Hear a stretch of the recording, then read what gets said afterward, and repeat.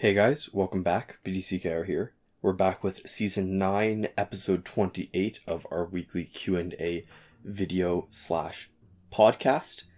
We've done a little bit of a magic trick here. So we've mentioned in the last episode that we're recording this ahead of time. So for you, 7 entire days have passed. But we've been traveling at light speed, so for us it's only felt like 5 minutes to export the audio and get this set up. So this is being recorded in advance, so... if anybody has left questions last week that you're, waiting with bated breath to be answered right away, first off, we take longer to get to questions sometimes, and we sort of work our way through a backlog, so you wouldn't be getting them fresh anyways. But you'll be doubly disappointed because there's absolutely no way we have answered your questions because they haven't even been written yet as of the time of this being posted. Right. So to start out, I wanted to kind of talk about a game that I realized I don't think I've talked about on the show before, that I've actually been enjoying a lot for months now. And it's a mobile game, and I think it might appeal to some people here. It's called Super Auto Pets. And I think I've told you a little bit about it, but I'm going to pretend you don't know anything about it at all to explain it to you. So it's part of a genre called Auto Battlers. Are you familiar with those at all? No. So Auto Battlers. Do you have an example of something like from before that something older that they're a relatively new genre. So there's something called Auto Chess, which was a Dota 2 mod. There's something called Teamfight Tactics, which is League of Legends take Dota? on it. What's Dota? Dota is a MOBA, multiplayer online battle arena. Do you even know what that is? No. Never mind. So, I feel old. There's a whole history lesson. Dota is Valve's take on MOBAs. And League of Legends is like another MOBA. It's like when people have a definition, they ask you what a word means, and they use the word in the definition. I feel like that. I know you're not, but I feel like that when I'm trying to figure what out. It is their character and hero-based isometric sort of top-down or angle-down games where you have two teams and they are fighting up sort of a couple different pathways on a map. There's usually sort of like a middle lane and then two side lanes, and there's variations, but that's the sort of core of it. And you are working to sort of complete objectives and fight your way to beating the enemy team. And there's slightly different ways that works out, but usually there's like small little enemies in certain areas on the lanes that you can fight, and you're almost playing it like a MMO where you're grinding them and killing them to level up and get better stats and gear. And then you take on also direct confrontations with the enemy players who are doing the same thing, and then you can beat them for better XP and gear. And then there's different things. I don't actually play any MOBAs, so this is cultural osmosis, so I don't want to give too much specific information because I'm going to start being wrong or just not being sort of useful. But I know there are sometimes like capture objectives on the lanes themselves that you sort of take over and work your way through the enemy stuff. Sometimes I think your goal is to fight your way all the way to their base and break something right next to their base. And a lot of sort of the way that the tempo of the game works is getting XP and leveling up and getting your stats and stuff and getting yourself into a good position to be battle ready. And then when you push the enemies, because once you're at their base, and this happens in like a lot of games like Overwatch, where once you're at their base, when they respawn, they're right there next to you, and every time you die and respawn, you have to start back where you spawn from and then get all the way back over to them. So there's a give and take where at any given moment, when the deeper you are in enemy territory, you're winning, but if you die, they have sort of that time to set up their defenses and recalibrate while you even just have to get back over. And so there's that sort of ebb and flow of battle like that. And so that's the gameplay, but auto battlers are just based off of those frameworks, and the mechanics are nothing like that. So auto battlers are basically just what we've talked about one of the reasons why Injustice is so satisfying is that there's the sort of planning being fun and the gameplay being fun, and a good mobile game either has the gameplay really, really finely tuned so that the gameplay is just super fun, and that's it, and it's well designed for, mobile specifically, or for more complicated games like Injustice, a lot of the fun actually comes from the planning and sort of long-term strategy stuff. And the gameplay itself, when you really know it well, it can get more fun and more complicated, but at its base level, it's pretty basic, and it's not where actually the main sort of joy comes from. Right. Game fighting is more of a higher level skill that takes more practice, whereas the planning, if you really put in enough thought with a little bit of practical application, you can do the planning pretty quickly. Yeah. And so auto battlers are games in which the planning is 100% of it. The actual combat happens entirely automatically without any of your control. All you're doing is doing setup rounds and then playing them out. And so the first auto battler was, I think it was called Auto Chess.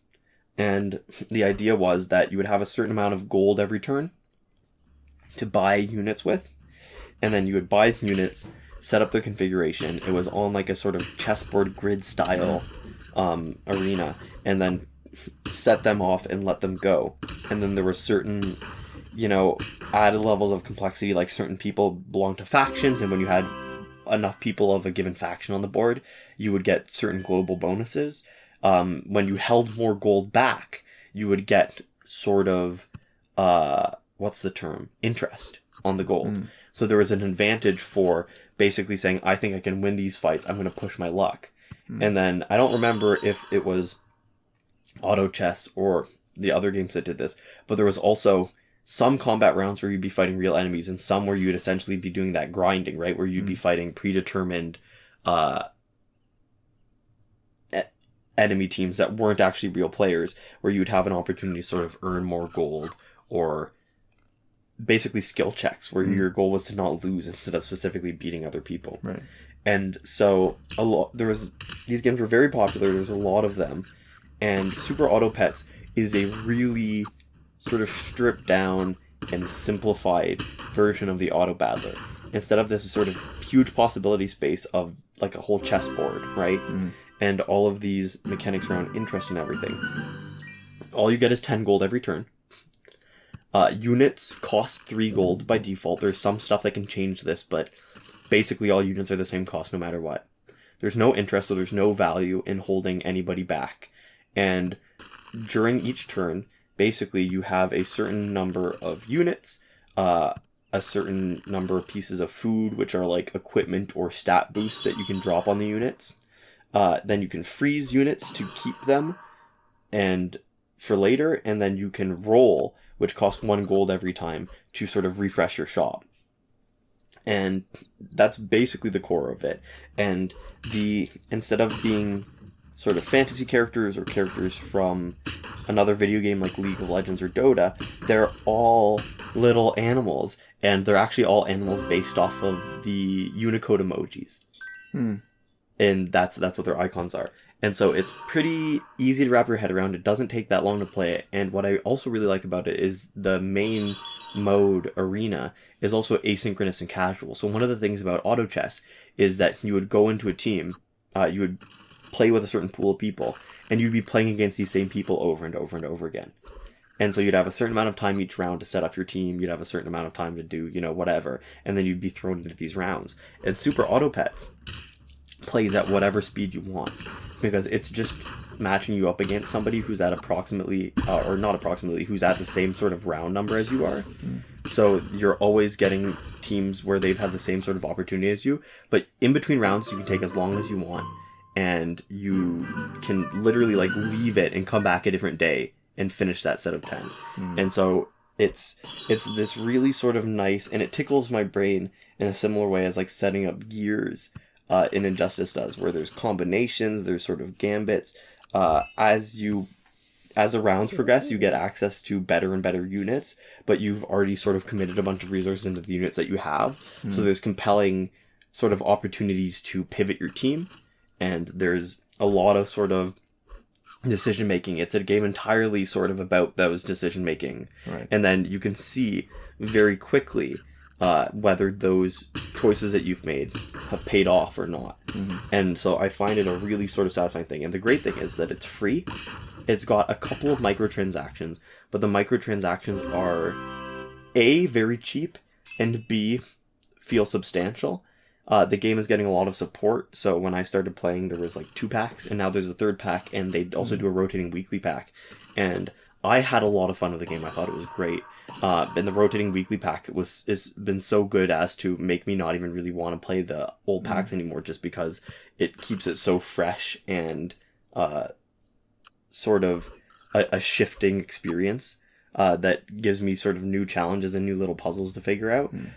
So I find it a ton of fun. The only really downside of it is that you need internet to play it. Always, because it's connecting to online, but it uses a very minor amount of data. But I ran into the same problem. All right, so do you remember there was that one game I was playing? It was Midnight Star. Yeah. Renegade Midnight Star. Yeah. I love that game. And you can't even play it without an internet connection. So when they finally decided to stop supporting it, no longer connected to the server, had a bunch of stuff, couldn't touch any of it. So that's, not happy with that kind of game. Yeah, it's not ideal. But for Super Auto Pets, I understand, because it really doesn't work unless it's online. And the sum total of like microtransactions of the game is like, I think 20 Canadian to get literally everything. And so it's not packs that you could buy again. No, what it is that there's one sort of default set of pets and food that are in the game, and then there are 2 expansion packs, which are entirely different whole squads. So the second expansion pack has some overlap with the first, but has a bunch of new animals, and it plays sort of very differently. And then the 3rd expansion pack is, I think, 0 overlap with the first 2. And it just lets you sort of play with a different set of animals, have different strategies, build different teams. And then, the weekly one, which is, I think, free, just gives you access to whichever one, animals happen to be in it, whether or not you bought the packs.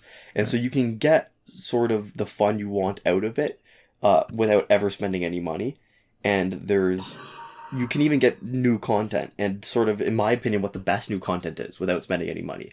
Right. You just have the option, if you want to try out a specific sort of curated set that they've made for you, instead of waiting for pets to come around in the weekly, you can buy them and support the developers, which I have done for both of them, because I've really enjoyed it and highly recommended it. And the thing that I think is really cool about the game is every single person I've shown it to has to some extent gotten a little bit obsessed with it.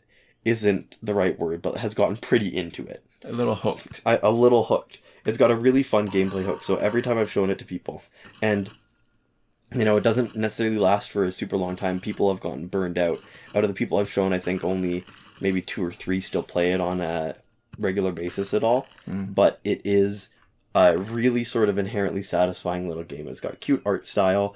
If you are the kind of person who likes watching other people play video games, there's some really good content creators for it. Northern Lion specifically, I discovered through Super Auto Pets, and have found his stuff really sort of compelling and fun to listen to. So this is a strong recommendation for a game. It's free. It's on Steam. It's on iOS. It's on Android. It is on... Basically, if you can watch this right now on YouTube, as long as you're not on a smart TV as your only device that you own, you can play this game. And it is the kind of game that is simple enough that there's no sacrifice for playing it on any other device. Most people, I think, like mobile just because it's convenient and it's like always in your pocket the most, but there's no sort of loss in quality no matter where you're playing it. It plays exactly the same. It's a lot of fun, and I highly recommend it. So that's my game sort of content recommendation for this week. And then we can get into the questions. Okay. So our first one comes from Geith, I think, Geith. So it's spelled Geith? Like Keith with a G instead of a K. Geith. Yeah, I don't know. Yeah, like sometimes I guess to me, I always assume that when there's like the ITH thing is sort of an English, like an old English kind of combination. So I don't know. I think part of the problem is there's so many, when you look at the multiplicity of cultures, and even just within English and some languages, there's multiple ways. So if we were talking in Latin, right, there'd be like one way to pronounce letters, like C's are always hard type of rule, right, where there's a lot less flexibility, but so you always have to guess a little bit for whenever we're reading these out. So they ask anyways, how did Injustice 2 Superman take damage, but he did have his passive? And this is a reference to a specific video at a specific time where, you know, Injustice 2 Superman. I believe it was one of our weekly recaps when we were talking about, it was the Suicide Squad Joker coming up. We're demonstrating him on a Suicide Squad team. And I guess we can try to link that video in that spot, because what's neat is, I mean, I answered it already in the comments, and the answer is that when Superman has a passive where he can evade a special completely if he's tagged and he gets a shield. And I think it also works even if he's doesn't have to tag in, even if he's in first slot. But that there's a way that you can actually use it. So if you've got somebody where you want to save your shield for something potentially even more powerful. So let's say you're facing somebody with a couple bars of power, and they've got Luchador Bane coming in, potentially tagging in. I save it for Luchador Bane. I will block, and I will eat some of the damage that I could have avoided because I want to keep my shield. Yeah. Now, the beauty of it is, so in that video, Injustice 2 Superman did block, and he took damage. Now, normally when you block and take damage, you take the equivalent of the block damage. This, I'd meant to, I don't know if, you know, the second week this far removed, I'm going to have the patience to keep on playing a Suicide Squad team, because it's got different kind of limitations. But as far as this goes, this is a super combination. Suicide Squad Harley Quinn, Suicide Squad Harley Quinn, and Suicide Squad Joker, where her special 2, using his card, he does the same damage no matter... well, actually, that's not true. Not no matter what, but whether you block or don't block, he still does that same 200,000 plus damage. The only modifiers I think that work are things that cause the opponent to take less damage. So let's say a Suicide Squad passive, or special gears, or whatever. But that 200,000 doesn't matter whether they block or not. So that combination where Injustice 2 Superman blocked, he still took full damage. I love it. This is the problem with the team. And if I'm doing it right, maybe I'll have some footage you can watch it. But I meant for this question to be last week's or the last episode. But the main limitation is you've got to get it right. So that seems sort of like a stupid statement, and it's like a tautology where, you know, if you get it wrong, obviously. But so there's different things that can go wrong when you do it. One is, so if your device is perfect and fast and doesn't have anything running in the background, it will register every touch. So, but when you're desperate to do Harley Quinn's special quickly, sometimes it doesn't register. And if you wait to notice whether it registers or not, then you've left an opportunity to get hit. If it registers, or if you hit it a couple times to make sure it does register, maybe you triggered her special 2 already. And then what happens? You not only triggered it, but you picked the card, and the card is the wrong one. The only one that's awful is really doing the explosives, because it doesn't do enough damage. Although if it crits, I think you can still get 100,000, but that's not nowhere near as 200,000. The other ones don't cost you your energy; you'll get it right back. But there's a pause, like what I call the latency period after special, where after Harley Quinn's done a special, she can't do a special right away. You're vulnerable to their basic attacks or to a special from them, and the more times that happens with, say, an opponent reviving, the more opportunities there are to take a hit. And as powerful as this Suicide Squad Harley Quinn and Suicide Squad Joker combo is, it is ridiculously weak if one of them is gone. So here's the, not so much a dilemma, but the difficulty in playing this team, because the third person has to be a Suicide Squad team member. And to me, it has to be Suicide Squad Deadshot, because if you use Joker Unhinged, you've got an awful character if he ever needs to be played. And there's a chance, cause I haven't played enough with it to figure out who is the Joker that comes in, because only one Joker will come in if you use your special 2. And I do not want the Unhinged Joker, because you can only gear one of them to be the ideal special 2 damage specialist. Right? So you could gear the other one in some way that you would lose a bunch of the effectiveness of Harley Quinn special 2. So there's no sort of doubling up. There's no double dipping. Right. So there's no stacking on that. And so, but the problem with Deadshot is, so do you make him a basic damage dealer, which he's good at because he's got a potential unending tap combo. Like sometimes instead of the swipe coming, you just get to keep on tapping. And his combo ender does a bunch of extra damage. So it makes him ideal. Basic damage dealer, perfect. If he needs to come in, we need to buy a little bit of time, he can do a bit of damage. Problem with that, though, is what we really want is somebody who's a meat shield. We need a tank. Because if we're buying time with this third character, and we've sort of leaned so much into the offensive power of Harley Quinn and Joker, we just need him to survive. Mm-hmm. Right? And eat the damage, eat whatever specials. I mean, in an ideal world, we'd have Hawkgirl, but Hawkgirl means that Joker will be doing less damage. Mm-hmm.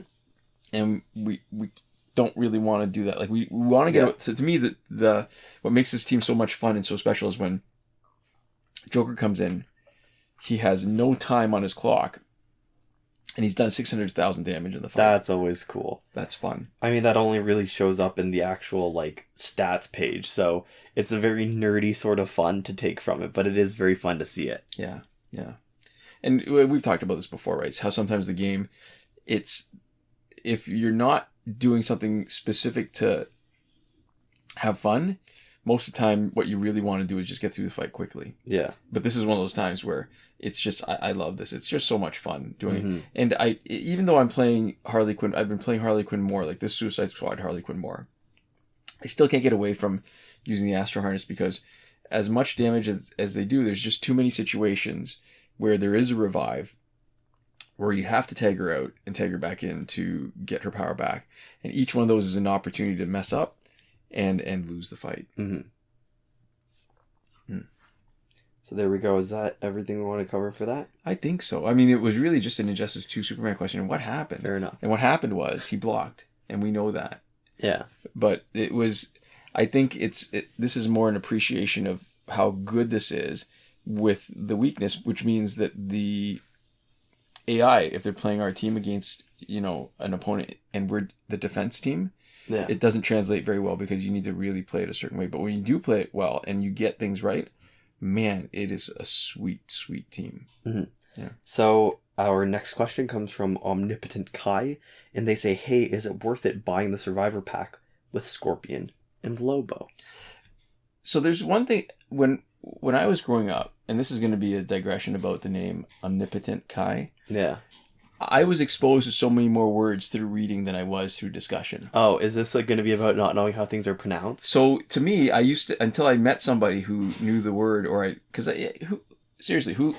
well, maybe some people do. I never looked up the pronunciation of words in the dictionary. I'd only look up the meanings. That's fair. I feel like a word like omnipotent, though, has specific, like, religious connotations. So I feel like somebody who attended a lot of church might hear the word omnipotent more, right? Yeah. Because that's supposed to be, like, deities or higher powers are often the things that have omnipotence, right? But, so this is where I fail, because there used to be a magazine called Omni. Yeah.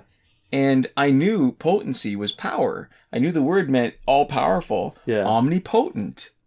To me, that was the more obvious way of pronouncing it, because it was, you know what it's like? So, omnipotent doesn't emphasize the words. Like, it's no longer potency as the word. It's shifted it away. It means something sort of parallel, but not even necessarily. Right, and I still do that. I will know a word, and I will not look up how it's pronounced. And I just realized there's another one very recently. So there's a tool that measures grip strength. Mm-hmm. It's spelled dynamo, D-Y-N-A-M-O, and then meter at the end. So is it dynamometer? Yeah, is it dynamometer or is it dynamometer? Because thermometer, right? If it's a thermometer, feels like it's a thing, but dynamo also feels like it's a thing. Blood pressure is measured with the sphygmomanometer. Oh my god! So it's always meter, right? Like, it's not always, but it seems like the examples I can come up with. But we know there's so many exceptions in the English language. So do you know which one it is, or do you still not? I just don't know. It just occurred to me. I hadn't really thought about it actively because I've never had to talk about it with anybody. I just picked one up off another sort of person who trains grip strength. Yeah. And really neat. And I just, as we're just having this discussion, we're talking about this, and I see the name Omnipotent Kai, it just occurs to me, okay, so this, and then this other thing, I should really look up how it's pronounced. That's fair. I should really learn. But the good news is that I think in a lot of cases, right, we've talked about this distinction, prescriptivism and descriptivism, explaining language as it is versus looking at language as having one objective correct form that things should aspire to be. If people understand what you mean, I've definitely sort of needled my friends for mispronouncing stuff in the same way they've needled me when I'm pronouncing something in a way that they feel is weird. But with all this sort of like British versus American English pronunciations and all that stuff, and then like, you know, dialects and everything else, I think if you can speak in a way where somebody understands every word you're saying, that's much more important. And it, you know, omnipotent versus omnipotent, I think nobody's missing out on it. So I think the worst thing that you're ever going to get is somebody who's a little bit self-righteous, feeling like they're better than you, which I think feels a little bad when it happens, but says ultimately more about the other person than it does about you. It's true. And what I consider not even really a negative outcome is if your friends rib you about it, or whoever you're in a conversation with is friendly enough with you that you can kind of make fun of each other a little bit for it. It might not be the best impulse, I think, just on the off chance that anybody ever feels bad about it. But in my estimation of it anyways, it feels like a pretty value neutral thing to happen where I pronounce something and somebody goes, Oh, another word. When I was young, I used to always pronounce it, I started off advertisement. And then I ran into some teachers who it was... Advertisement? Absolutely advertisement. And then as an adult again, I started hearing it again as advertisement. Yeah. Advertisement. Is that the third way to pronounce it? No, I think that one's probably just...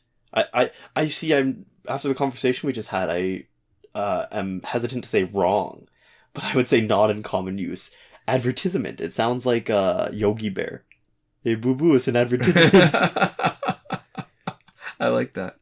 Which would be a better reference if I actually watched Yogi Bear. I just know that that's what he sounds like. Yeah. Yo, boo, boo, boo. Hey, boo-boo. We never answered Omnipotent Kai's question. Is it worth buying the Survivor Omnipotent Kai? I think... Is it worth buying the Survivor pack with Scorpion and Lobo? I think probably not. Well, so here's the thing. Our channel icon is Lobo. Not like any official sort of Lobo, but... Well, it is an official Lobo, but it's just not... It's not an Injustice Lobo. The image is not official. It is Lobo, the plush toy, where you've done a bunch of filters and manipulations of a picture we took of a plush toy Lobo. You say a bunch of filters. You are really sort of overselling my Photoshop ability. I did like a threshold filter where it was like black and white to a threshold, and then I maybe ran that a couple times so that I got to dial in what was black and white, and then I made the eyes red. It was like 10 minutes of like zero Photoshop skill messing around. So a lot of filters is maybe a bit of an overstatement. But all right, so, and if you want to see what he normally looks like without the filter, a lot of times, maybe even this video, we stick them at the end of it so that there's background so that it's not interfering with the view of the game while you see any of the links that we want you to share with you. And so we like Lobo. I think this version of Lobo, Bounty Hunter Lobo, is better than the one you can get in the store. The one in the store, I think the only thing he's got is he's immune to power drain. This one has if he successfully completes Special 2, and this is off the top of my head, I probably should have made notes on this, but he successfully completes Special 2, he boosts the amount of damage and the amount of damage over time, or the duration of damage over time that he does. The amount of damage is like a 20% boost, and I think... maybe I'm wrong that they can't tag out until they finish taking the damage over time. I think that's right. Remember. So it's kind of neat. It's a lot of fun. If you want him as your main damage dealer, potentially he's good to play with. I think I have to check and see if he's even on the challenge character list, because he might not be now, because there's a good third of them are no longer in challenge. So if you like Lobo, it might be worth getting that pack. I mean, it's power credits, so it's not an awful purchase. And the beauty of it is that when you use him as a special specialist and you're using Tento to him over and over, then you really do actually see the benefit in subsequent opponents tagging in, where you're just doing a wicked amount of damage. You can lock somebody in if you want, and maybe even... Oh, you can't. I was thinking maybe you could even bleed them out a bit. It won't be bleeding. You'll get other damage over time if you use Tantu Totem and Master's Death card and do the third gear of something with more damage over time. It's almost as good as Arkham Knight Catwoman, where you're making sure they take the damage. The problem is that with Arkham Knight Catwoman, they can tag out. With Lobo, you might there was one fight where I got into it with New 52 Shazam, and I had to consciously get away because I'd hit him so many times with no health, and I realized, shoot, he's not only not going to die, because he's got somebody else he can tag in, he's going to be immune completely until he tags out. So then I had to bring in my tank and let them eat more damage than I planned to, because Shazam was just sitting there invulnerable, waiting to tag out until after the damage over time effect was gone. Yeah. So he's fun to play with. The closest thing to something worth it is power credit, so it's not bad. It's not real money, it's just your time. If you're playing it, so it's already your time. But it would not be my first priority, but I think it would depend. Maybe if you remember, ask us again, or maybe I'll check so that when I post up this video in the description, I can tell you whether Bounty Hunter Lobo is even in the challenge rotation. Because if he's not, then this pack is definitely more worth it, only because Lobo's got an interesting passive nobody else has and makes him fun to play. Yeah, so if that's a good sales pitch, then if you have the money, your choice, go for it. Yeah. Right? But it's kind of like it's like a maybe. It depends. It's very dependent on how you are going to feel about the purchase actually playing it.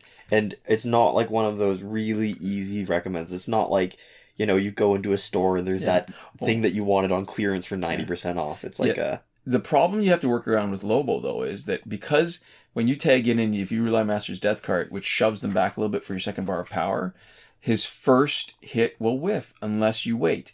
And that waiting until Master's Death card is done makes it harder to time it right. But it also means you do more damage because the first hit actually does way more than the second hit. Yeah. And if you whiff on that, then you're taking away some of the... There's complexities. Oh, yeah, jinx. So, yeah, I guess if you're looking for a more engaging fight that you have to think more about, that's actually maybe even a potential benefit, right? There's a sort of skill and mastery, which we talked about last week, right? That can feel kind of satisfying when you get it down where you're not making those mistakes, either at all or barely ever, where you really sort of click with them. But it's also something that you can maybe feel a little frustrated by if you're screwing up and you feel like you're leaving damage on the table. Right. So that's another consideration. Right. And we're at the half-hour mark. That's just about it for this episode. I think we can potentially call it here. I'd like to finish up, we'd like to give some thanks to some people. I'd like to give a shout out to Eliza. I didn't have something to say here because we're recording this in advance and I don't have the creativity to make back-to-back comments about somebody. Caton. It's a very long name, but people have been calling her that since middle school. I don't know. I guess it's really, I've only really understood it for the first time just now, but that's just been her nickname. So anyways, this shout out was brought to you by an incredibly lucky confluence of events, right, to make this relevant. We'd also like to give a huge thank you to our lovely supporters on Patreon. And that would be Bombo Ben, Consul Peasant, and Edwoon at the top tier, Last Word. Sinemac and Mohammed Albshaiti, the Your Message Here tier. Shawn Farrell, Daniel Simonson, Aaron Maule, Michael DeVries, Brandon C., Irvin Ruiz, Eddydoo, and Hoshi 127 at the credited level. And Chris Wolf, Scarlet Danny, Awesome Gamer 241, Pavu RS, Gavin Malott, and Isfrahi at the gratitude level. Thank you so much for your support, and thanks so much to all of you for watching. We'll see you next time. Komoda.